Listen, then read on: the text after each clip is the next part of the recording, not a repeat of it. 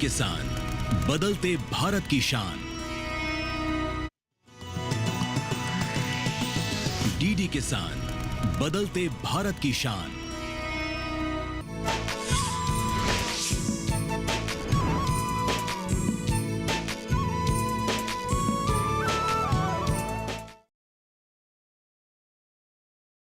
सुरक्षा बीमा योजना, पीएम सुरक्षा बीमा योजना। हो ये जिंदगी अनमोल, हर घर का सपना। चाचा जी, प्रधानमंत्री जी ने प्रधानमंत्री जीवन सुरक्षा बीमा योजना के नाम से एक बीमा योजना शुरू की है। ये योजना सिर्फ लोगों को बेवकूफ बनाकर अपनी तरफ करके सुनाव समय वोट बटोरने का एक राजनीतिक खेल है। काम की बात है तो कोई कहो। मलिक, उस योजना में 2 लाख का दुर्घटना बीमा होता है, लोन भी मिलता है। सब लोग कर रहे हैं तो करने दो ना। अभी हम चलते हैं। तुम्हें बैंक मैनेजर से मिलकर जो बातें करने हैं जल्दी करो। चलो भाइयों, चलिए चलिए।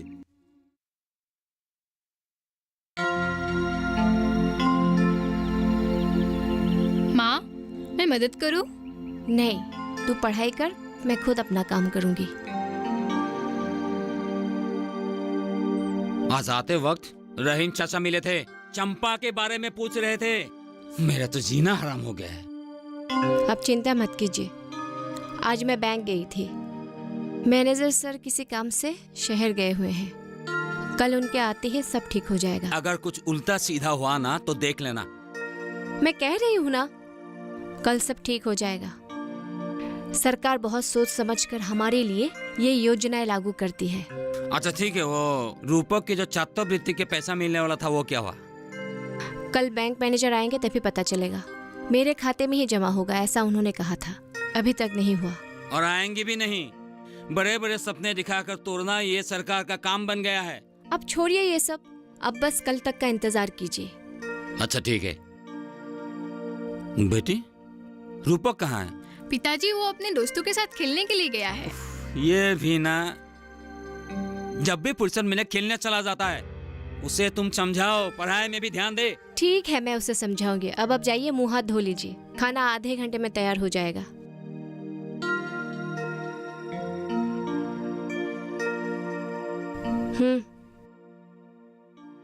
और चंपा, कुछ हुआ तुम्हारे पैसे का जो सरकार से मिलने वाले थे? पहले तो बहुत बड़ी बड़ी बात कर रही थी पूर्णिमा, अब कहाँ गई? पता नहीं क्या होगा। आज सुबह गई थी उसकी घर पर। हाँ, कह रही थी 10 बजे बैंक जाएगी मैनेजर साहब से मिलने। अंत में क्या होगा? कुछ नहीं होगा। आकर बोलेगी ये योजना खत्म हो गई। ऐसा ही होता है सरकारी योजनाओं में। बड़े बड़े सपने दिखाकर लोगों को मूर्ख बनाते हैं बस। अब जो होगा देखा जाएगा। मेरे नसीब में उनका साथ नहीं लिखा था, सो नहीं रहा। उनके जाने के बाद सोचा था कि अगर पूर्णिमा ने जैसा कहा था उसी तरह सरकार से कुछ मदद मिल जाती, अपनी बेटी की भविष्य के लिए कुछ जमा करूंगी और कोई नया काम शुरू करूंगी। हाँ, अब तो तुम्हें ही अपना घर चलाना पड़ेगा। समझ नहीं आ रहा है, तू अकेले इतना कुछ कैसे करेगी?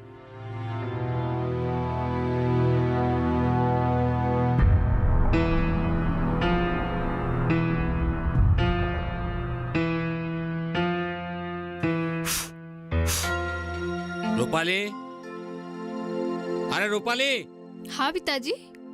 तूने मेरे हाथौड़े देखी थी क्या? हाँ पिताजी। कहाँ है? जल्दी ला, मुझे कहीं जाना है। वो पिताजी। क्या बात है? जल्दी ला ना, मुझे देर हो रहा है। पिताजी, वो रूपक का बल्ला टूट गया था, सो वो हथौड़ी और कील लेकर सूरज के घर गया है। बस आता ही होगा पिताजी। कितनी बार माना किया उसे कि मेरे काम की चीजों का ना छुए। बल्ला टूट गया था तो मुझे कहना चाहिए था। मैंने कहा था कि पिताजी डांटेंगे, पर उसने कहा कि मैं अभी गया और अभी आया। कहाँ गया था? हाँ? कहाँ गया था? मैंने तुझे मना किया था कि नहीं कि मेरे काम की चीजों को हाथ ना लगाना? हाँ? ला, हाथौड़े दो। और हाँ, बल्ला ही टूट गया था ना? हाँ? बल्ला ही टूट गया था ना? तो ऐसा कौन सी आफत आ गई थी जो मुझे ना बताकर दूसरे के पास जाना पड़ा? और सुन, पढ़ाई में भी ध्यान देना। सिर्फ खेलते रहने से कुछ नहीं होगा।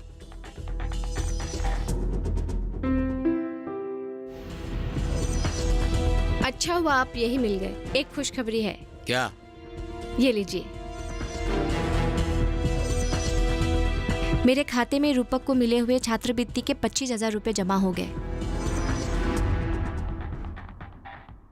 अरे वाह। मैंने कहा था ना, बैंक मैनेजर के आते ही सारा काम हो जाएगा। और वो चंपा, उसका क्या हुआ? वो उससे रुपए नहीं मिलेंगे। नहीं मिलेंगे? क्यों?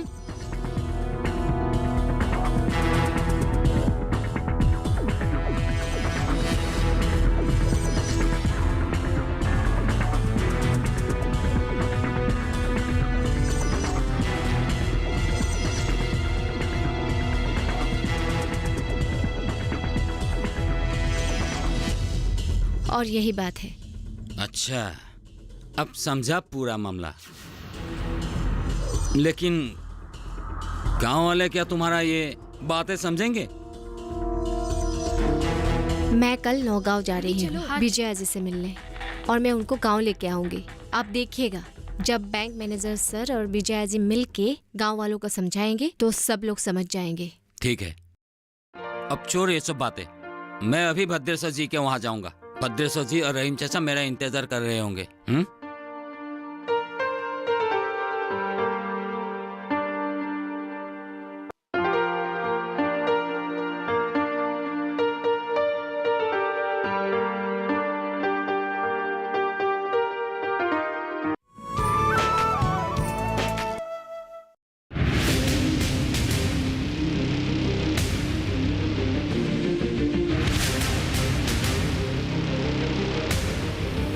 जब तपती है धरती, सूरज उगलता है आग, ठंड में जब सर्दी जमा देती सबके हाल, सब छुप जाते अपने अपने घरों में, तब बाहर निकलता सिर्फ एक इंसान, भरने के लिए हम सबका पेट, खून को पसीने की तरह देता बहा, थक जाता, झुलस जाता, हो जाता बीमार, तब उसकी सेहत का ध्यान रखता सिर्फ डीडी किसान।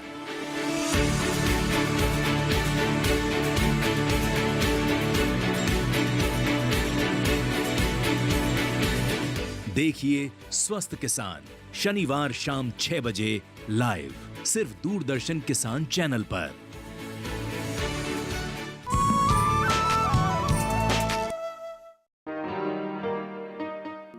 अस्सलाम वालेकुम। वालेकुम सलाम।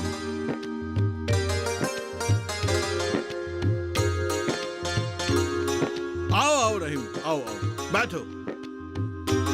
अच्छा रहीम, ये प्रदीप अभी तक नहीं आया? तुमने बताया नहीं था क्या? अबे बताया तो था, शायद किसी काम से बाहर गया होगा। आप चिंता मत कीजिएगा, वो अपना काम बहुत ही ईमानदारी और लगन के साथ करेगा। नहीं नहीं, मुझे उसके काम पर कोई संदेह नहीं है। उसने मेरे घर के फर्नीचर का काम समय से पहले ही खत्म कर दिया था। उसकी काम की तो कोई चिंता ही नहीं है। बस वो मेरा मकान का काम जल्द से जल्द खत्म कर दे। मैं एक बड़ा फर्नीचर का कारखाना खोलना चाहता हूँ, और मैं चाहता हूँ मेरे उस कारखाने में प्रदीप हेड मिस्त्री बन जाए। ये तो बड़ी खुशी की बात है। मैं प्रदीप से बात करूंगा, और कारखाना खोल जाने से गांव के बाकी नौजवानों को भी रोजगार मिल जाएगा। अरे यही तो मैं चाहता हूँ। आमीन।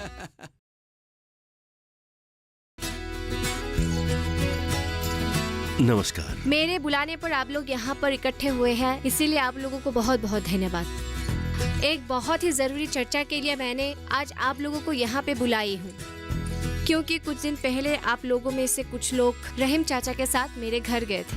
आप लोगों को शायद याद होगा। हाँ हाँ याद है। आप सीधे सीधे ये बताइए, आज हमें यहाँ क्यों बुलाया है?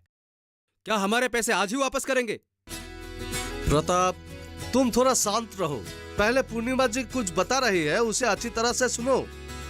चंपा दीदी के पति के देहांत का हम सभी को दुख है। मेरे ही कहने पर चंपा दीदी और उनके पति ने प्रधानमंत्री जीवन सुरक्षा बीमा योजना में अपना नाम दर्ज करवाया था, परंतु दुर्भाग्यवश इसी साल एक सड़क दुर्घटना में चंपा दीदी की पति की मृत्यु हो गई थी और मृत्यु के पश्चात सभी लोग इसी उम्मीद में थे कि चंपा दीदी को योजना के अनुसार सरकार द्वारा 2 लाख रुपए की सहायता राशि प्राप्त होगी, परंतु वो नहीं हुआ।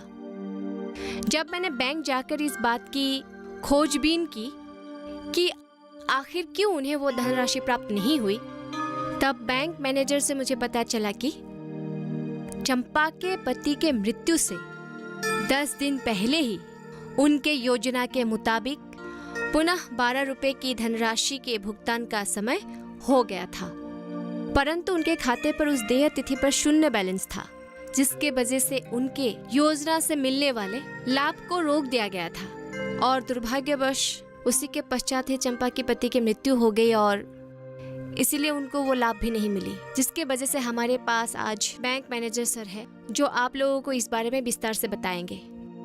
धन्यवाद पूर्णिमा जी। नमस्ते भाई और बहनों। देखिए,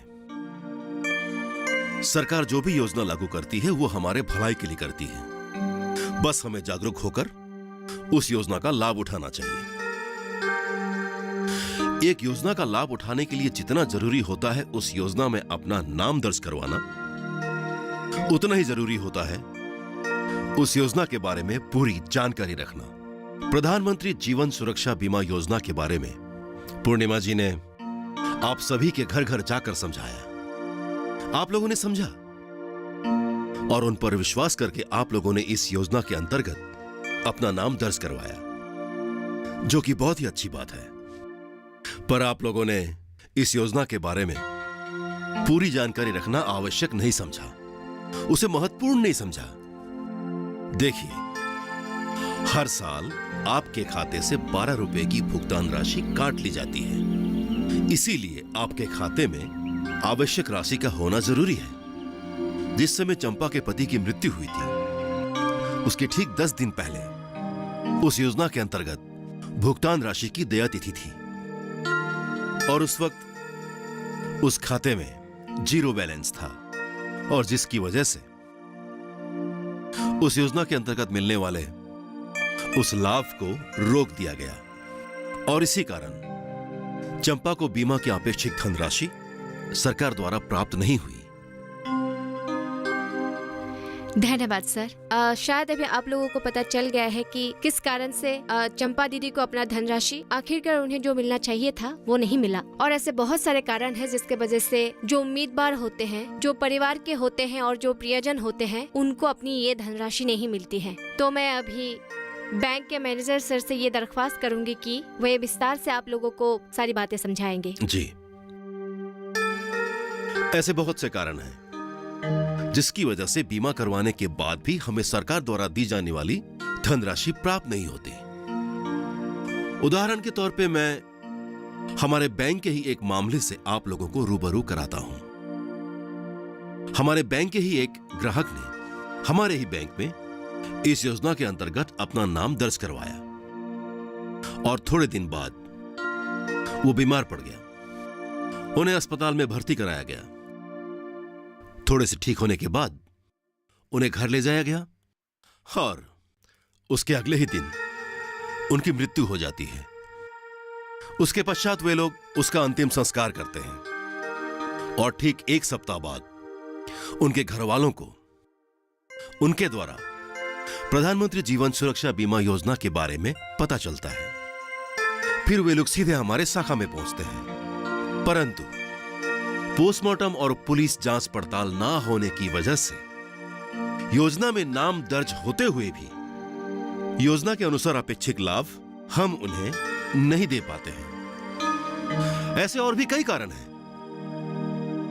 इससे बीमा धारक या उसके उम्मीदवार को हम योजना के अनुसार लाभ नहीं दे पाते हैं और इसीलिए योजना करवाना ही पर्याप्त नहीं होता है। योजना के बारे में पूरी जानकारी रखना जरूरी होता है। अगर आप लोगों को इस योजना के बारे में अगर कुछ भी विस्तार से जानना हो तो आप लोग कभी भी हमारे बैंक की शाखा में आइए। आप लोगों की समस्याओं का समाधान करने में हमें बड़ी खुशी होगी। अभी आप जी, और अभी मैं आप लोगों को और एक बात बताना चाहती हूँ। बोरपेटा जिला के नौगांव गांव के विजया दास जी ही असम की ऐसी पहली महिला है जिनको प्रधानमंत्री जीवन सुरक्षा बीमा योजना के तहत 2 लाख रुपए की धनराशि प्राप्त हुई।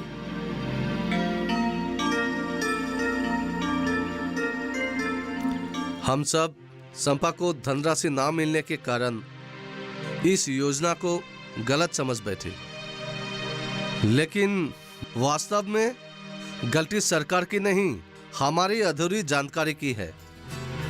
हम सभी अपनी इस भूल के लिए पूर्णिमा जी से माफी मांगते हैं। नहीं नहीं, इसमें माफी की कोई जरूरत नहीं। मैंने जो कुछ भी किया है ये मेरा फर्ज था। अब बस आपसे एक ही प्रार्थना है कि हमारे गांव के जितने लोगों ने अभी तक प्रधानमंत्री जीवन सुरक्षा बीमा योजना में अपना नाम दर्ज नहीं करवाया है, उनका भी अतिशीघ्र नामांकन किया जाए। इसके लिए आप कुछ कदम उठाएं। तुम चिंता मत करो पूर्णिमा, हम प्रधानमंत्री द्वारा लागू किए गए हर योजना का हमारे गांववासी पूरी तरह से लाभ उठाएंगे। अभी हम चलते हैं, तो यही सभा समाप्त होता है। धन्यवाद। आइए सर।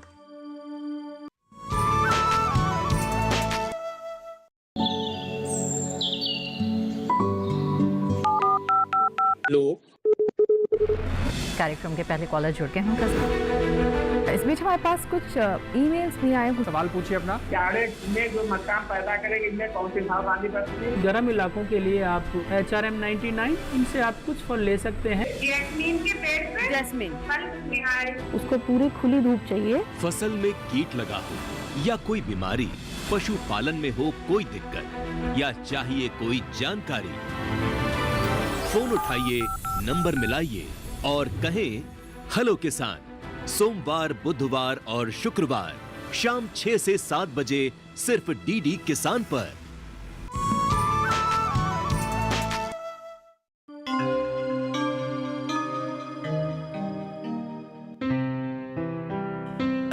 अरे प्रदीप, काम अच्छे से चल रहा है ना? हाँ चल रहा है।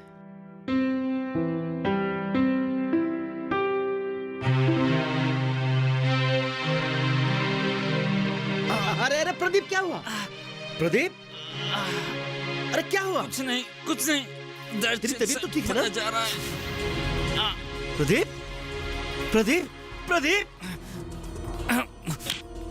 प्रदीप!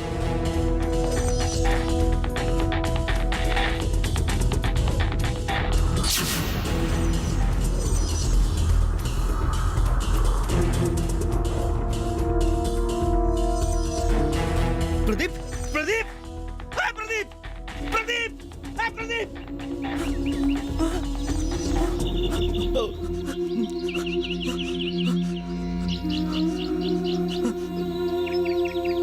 मालिक, मालिक, प्रदीप छत से गिर गया। अब जल्दी आ जाइए नए घर में मालिक। पूर्णिमा। हाँ? ओ पूर्णिमा, पूर्णिमा। चंपा दीदी, क्या हुआ? बहुत बुरी खबर है। आप इतनी घबराई हुई क्यों है? क्या बुरी खबर है? तुम्हारा पति। हाँ, क्या हुआ उन्हें? तुम्हारा पति? हाँ, क्या हुआ उन्हें? तुम्हारा पति काम करते करते मकान के छत से गिर गया। क्या?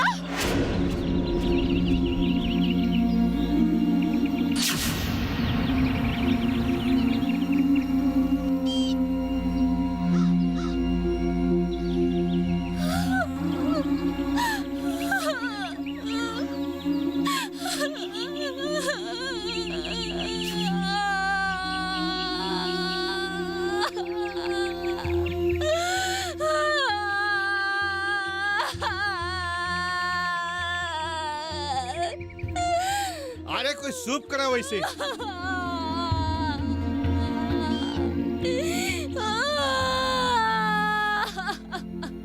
जल्दी एक काम करो, गाड़ी में इसे उठाओ और देद बोली घर पहुंचा दो। रुको, इसे मत उठाओ। पहले प्रदीप के मौत की पुलिस थाने में रिपोर्ट दर्ज करवानी है, पोस्टमार्टम, उसके बाद अंतिम संस्कार।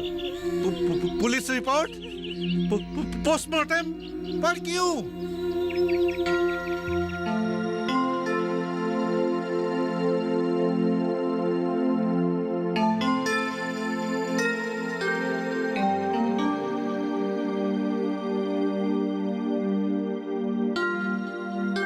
उस समय एक पल के लिए तो हम सब घबरा ही गए थे। हाँ रहीम चाचा, आपने जब पुलिस रिपोर्ट और पोस्टमार्टम की बात कही थी तब हमें कुछ समझ में नहीं आया था, पर आज समझ आ गया आपने वैसा क्यों कहा था। सही समय पर अगर सही कदम उठाया नहीं जाता तो बाद में पछतावा के अलावा और कुछ नहीं मिलता, और समय पर जो समझदारी दिखाए उसे ही अक्लमंद कहते हैं, जैसे प्रदीप।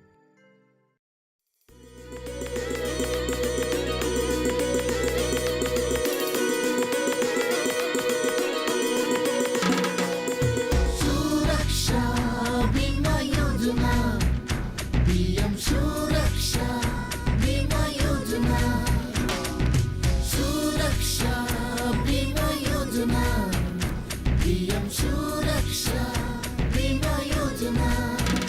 हो ये जिंदगी अनमोल, हर घर का सपना है, घर घर ये खुशियाँ आए, सपना सजाए हम। प्रदीप को प्रधानमंत्री सुरक्षा बीमा योजना की महत्व का समझ आ गया था, इसलिए उसने मीटिंग के अगले ही दिन अपना नाम बीमा में दर्ज करवाया था। वो तो अच्छा हुआ जो उसने वो बात मुझे बताया था।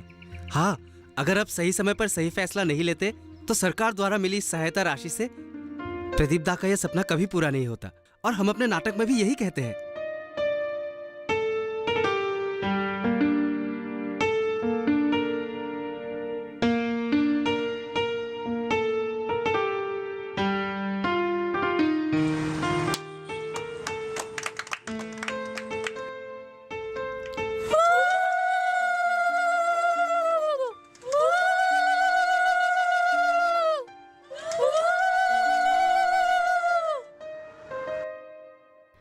प्रदीप फर्नीचर हाउस जो उनका सपना था, गांव में एक फर्नीचर हाउस हो, गांव के कुछ नौजवानों को रोजगार मिले और ये फर्नीचर हाउस एक दिन बहुत बड़ा कारखाना बने।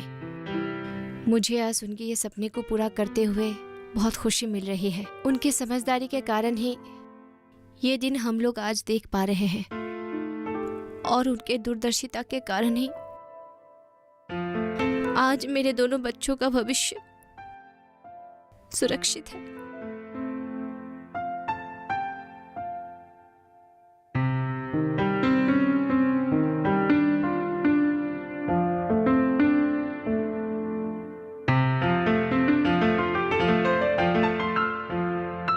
सुरक्षा बीमा योजना, पीएम सुरक्षा बीमा योजना। हर घर का सपना है, घर घर ये खुशियाँ आए, सपना सजाए हम। 12 रुपया साल में एक बार